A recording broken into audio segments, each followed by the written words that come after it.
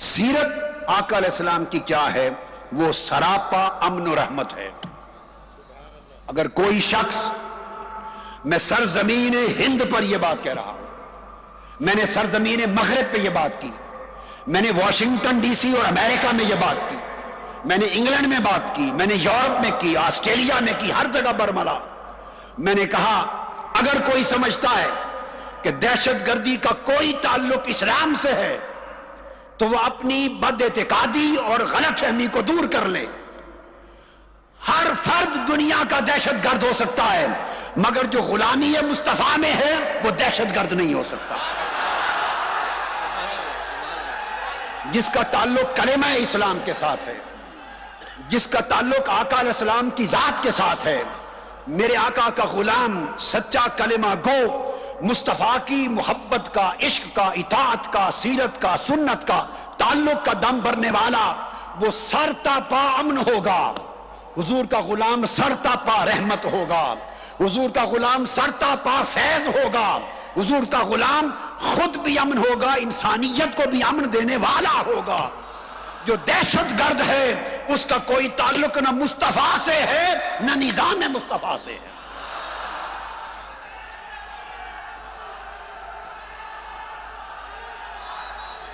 اور میں یہ بھی بات کر دوں، آقا علیہ السلام کی اس سیرت طیبہ کے عنوان سے کہ آقا علیہ السلام کی سیرت کیا ہے، میرے آقا علیہ السلام کی سیرت طیبہ پوری کائنات انسانیت کو امن دینے والی، رحمت دینے والی۔ سو مسلمانوں، آج اگر آقا علیہ السلام کی سچی غلامی چاہتے ہو تو آپ بھی اپنے ظاہر و باطن کے وجود میں پیکر امن، پیکر رحمت، پیکر محبت بن جاؤ۔ اسلام اعتدال کا نام ہے، انتہا پسندی کا نام نہیں۔ اسلام محبت کا نام ہے، نفرت کا نام نہیں۔ اسلام لوگوں کی جانیں بچانے کا نام ہے، گلے کاٹنے کا نام نہیں۔ اسلام اپنے پرائے، دوست، دشمن، ہر ایک کے جان، مال، عزت و آبرو کی حفاظت کرنے کا نام ہے، کسی کو لوٹنے کا نام نہیں۔ اسلام نے پوری عالم انسانیت کو امن اور رحمت اور آشتی اور شانتی اور سلامتی کا نہ صرف پیغام دیا ہے بلکہ ان تک یہ نظام پہنچایا ہے۔ اب آقا علیہ السلام جو اس اسلام کا پیغام امت پر لے کے آئے، اب آپ پورے ذوق کے ساتھ ذرا اپنے ذہنوں کو، سوچوں کو، سماع کو، سماعتوں کو اور قلب و باطن کو، اب میری اس حصہ گفتگو جو آگے شروع ہو رہا ہے، اس سب کو تھوڑا وادی مدینہ میں لے جائیں۔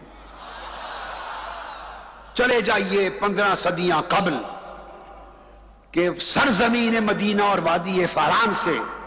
امن و رحمت کا پیغمبر، ان کی آواز بلند ہو رہی ہے۔ اس زمانے میں جب گلے کاٹے جاتے تھے، اس زمانے میں جب عزتیں لوٹی جاتی تھی، اس زمانے میں جب لوگوں کے مال لوٹے جاتے تھے، اس زمانے میں جب انسانیت کے پاس عزت نہ تھی، بیٹی پیدا ہوتی تو زندہ درگور کر دی جاتی، صدیوں تک نسل دا نسل خون خرابہ ہوتا، عرب کی سرزمین مدت ہوئی امن دیکھنا بھول گئی تھی، رحمت نہ تھی، محبت نہ تھی، شفقت نہ تھی، بھائی چارہ نہ تھا، مودت نہ تھی، احسان نہ تھا، انعام نہ تھا۔ اس ماحول میں آج کی بات نہیں کر رہا، دیکھو آج تو UNO ہے، آج ایک عالمی برادری کا تصور ہے، آج لوگ ڈیموکریسی، جمہوریت کی بات کرتے ہیں، امن کی بات کرتے ہیں، آج انسانی قدروں کی بات ہوتی ہے، ہیومن رائٹس کی بات ہوتی ہے، آج ماڈریشن کی بات ہوتی ہے۔ آج یہ باتیں عجیب نہیں لگتی، آج تو ساری زبان پوری دنیا میں ایک ہی بولی جا رہی ہے، مگر میں بات آپ کو لے جانا چاہ رہا ہوں 14 صدیاں قبل۔ اس وقت ہیومن ڈیولپمنٹ کا تصور نہ تھا، ویمن رائٹس نہ تھے، چلڈرن رائٹس نہ تھے، اینیمل رائٹس نہ تھے، ڈیموکریسی نہ تھی، کانسیپٹس ہی نہیں تھے، ایک ہی قانون تھا، صرف گلے کاٹنا، گردنیں اڑانا، اور ریزولوشن آف ڈسپیوٹ کا کوئی اور راستہ نہیں تھا پیسفل، صرف قتل و غارت ہی تھا، لڑائی تھی، جنگ کے سوا کوئی قانون دنیا میں نہ تھا۔ ذرا اس ماحول کو آنکھوں کے سامنے لائیں، اس ماحول میں جہاں ہر سو ظلم، جبر، دہشت گردی اور بربریت کا اندھیرا ہے، اس اندھیری رات میں ایک کشتی کھڑی ہوتی ہے، ہیرا کے غار سے اتر کر مدینہ کی وادی پہ کھڑی ہو کے آواز دیتی ہے کہ بیٹیوں کو زندہ دفن نہیں کیا جا سکتا۔ وہ بولتی ہے کہ غلام آزاد انسانوں کی طرح عزت پائیں گے۔ وہ ذات بولتی ہے کہ گلا کاٹنا منع ہے، مال لوٹنا حرام ہے، گری ہوئی انسانیت عزت پائے گی، عورتوں کو یہ حقوق ہیں، امن ہوگا، آشتی ہوگی، سلامتی ہوگی، انتہا پسندی نہیں ہوگی، موڈریشن نہیں ہوگا، تشدد نہیں ہوگا، ایکسٹریمزم نہیں ہوگی، ٹیررزم نہیں ہوگی، ہیومن کلنگ نہیں ہوگی۔ وہ ذات امن اور رحمت اور محبت اور شفقت کا پیغام لے کے کھڑی ہوتی ہے۔ ارے ایسی بولی جو بولی اس زمانے میں دور دور تک کوئی بولتا نہ تھا، مصطفیٰ نے یہ بولی کہاں سے سنی، کہاں سے سمجھی؟ میرے آقا آئے اور آپ نے پیغام دیا، اور اس پیغام میں آقا علیہ السلام اپنا پیغام محبت، پیغام رحمت، پیغام ہدایت لے کر طائف جاتے ہیں۔ اور جب طائف جاتے ہیں آپ کو پتھروں سے لہو لہان کر دیا جاتا، سر انور سے قدمین شریفین تک پورا جسم اقدس لہو لہان ہے، بہ رہا ہے خون، رخساروں سے بہ رہا ہے، دانتوں سے بہ رہا ہے، لخت لخت میرے آقا کے جسم سے خون بہ رہا ہے۔ اس کیفیت میں آپ ذرا سوچئے، اس کیفیت میں آقا علیہ السلام کے صبر کا اندازہ کیجئے، تحمل کا اندازہ کیجئے، برداشت کا اندازہ کیجئے۔ اس کیفیت میں جہاں آقا علیہ السلام کھڑے، اس ماحول میں جبرائیل امین اپیئر ہوتے ہیں میرے آقا کے سامنے۔ میں حدیث متفق علیہ بخاری مسلم کی کوٹ کر رہا ہوں، کتاب و بدء الخلق، حدیث نمبر 3059۔ ایک پہاڑ کی دامن میں ٹیک لگا کے میرے آقا کھڑے ہیں، اور خون میں لت پت ہے جسم اقدس، اور اباش طائف کے بدماش بڑے بڑے وڈیروں نے، لوگوں نے لڑکوں کو لے گئے کہ پتھروں سے بارش کر دی۔ میں یہ جملہ نہیں کہتا، مگر آپ خود سمجھ لیجئے کہ صبر کا، برداشت کا، تحمل کا عالم دیکھیے۔ اس کیفیت میں رب ذوالجلال کو جلال آتا ہے، حکم دیتے ہیں جبرائیل پہاڑوں کا فرشتہ لے کے چلا جا۔ اپیئر ہوتے ہیں جبرائیل امین، یا رسول اللہ۔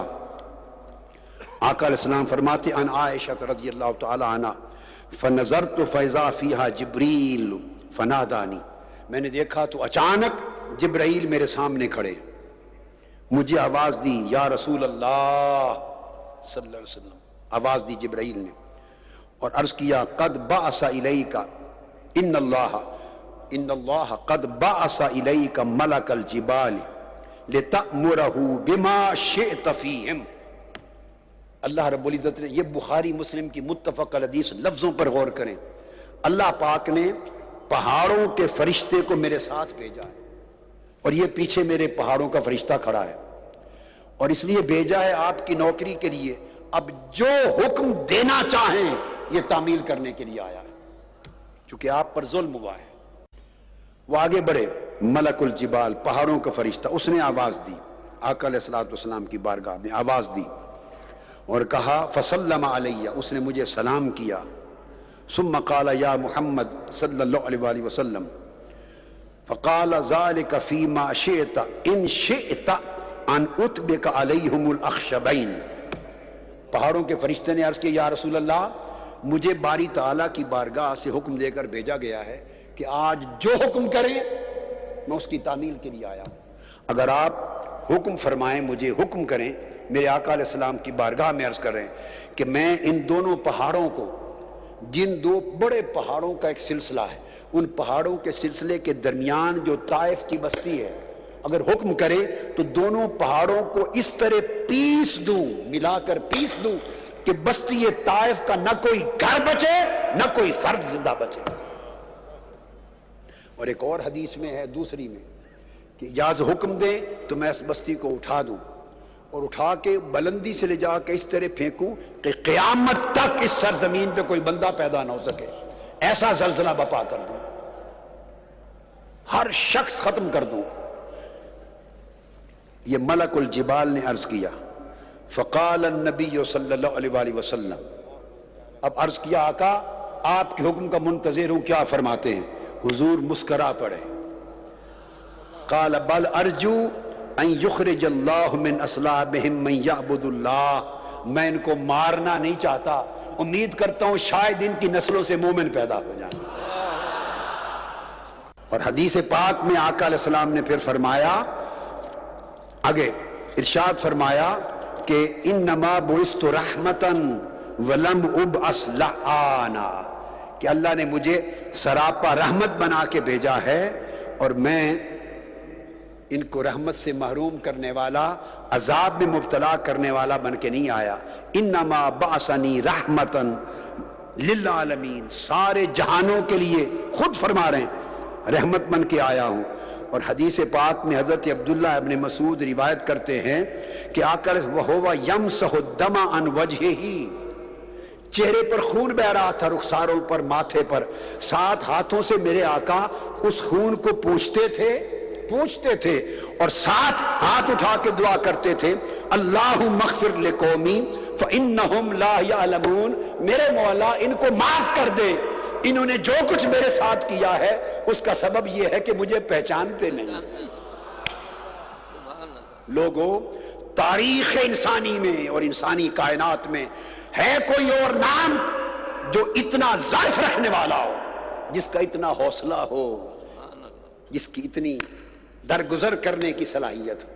تو میرے آقا علیہ السلام سراسر امن و رحمت ہے پوری انسانیت کے لیے، جو پتھروں سے لہو لہان کر رہے ہیں اس سے بھی انتقام نہیں لے رہے۔